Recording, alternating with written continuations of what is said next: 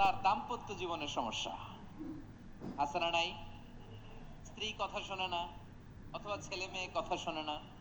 তাহলে পরীক্ষা সবার জীবনে আছে, এক একজনের পরীক্ষাটা এক এক রকম। আল্লাহ তাআলা দেখতে চায় যে এই পরীক্ষার সময় আমরা কিরকম রেসপন্স করি। How to deal with the test, কিভাবে এই বিপদ আপদ পরীক্ষাগুলোকে আমরা হ্যান্ডেল করব, ডিল করব, এটা হচ্ছে আজকের আলোচনার বিষয়। বুঝতে পেরেছেন সবাই আমার প্রিয় ভাইয়েরা? তাহলে পরীক্ষাময় আমাদের জীবন, বিপদ আপদ পরীক্ষা, এটা মানুষের পিছু ছাড়ে না। সবার জীবনে পরীক্ষা আছে, নবীদের জীবনেও পরীক্ষা ছিল।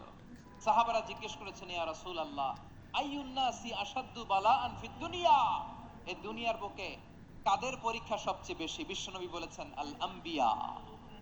এই পৃথিবীতে সবচেয়ে বেশি পরীক্ষা আল্লাহ তাআলা নিয়ে থাকেন নবীদের। কাদের? নবীদের। সুম্মাল আমসাল ফাল আমসাল, এরপরে নবীদের পরের স্তরে যারা, তাদের পরীক্ষা। এরপরে তাদের পরের স্তরে যারা, তাদের পরীক্ষা। সিদ্দিকীনদের, শুহাদাদের, সালিহিনদের, আল্লাহওয়ালাদের। যার ঈমান যত মজবুত, তার জীবনে পরীক্ষাও তত বেশি। চিল্লায় বলেন ঠিক কিনা? তাহলে মুমিনরা, বিশ্বাসীরা, আমরা কি পরীক্ষা বিপদ আপদে ভয় পাই? হ্যাঁ, বিপদ দেখলে ভয় লাগে আপনাদের? ভয় লাগে? হ্যাঁ, না, মুমিনরা বিপদে ভয় পায় না, তারা হতাশ হয় না।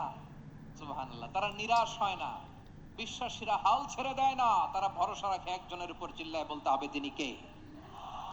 কারণ মুমিন জানে the grief isn't permanent, the test isn't permanent, the struggle in our life isn't permanent. আমাদের জীবনের দুঃখ, কষ্ট, স্ট্রাগল, এগুলো পার্মানেন্ট নয়। after every difficulties there is an ease. সব কষ্টের পরেই একটা সুখ আছে না নাই? রব্বুল আলামিন বলেন, ফাইন্না মাআল উসরি ইউসরা, ইন্না মাআল উসরি ইউসরা, ভয় পেও না, চিন্তা করো না, কষ্টের সাথেই আমি রেখে দিয়েছি স্বস্তি। সুবহানাল্লাহ বলেন।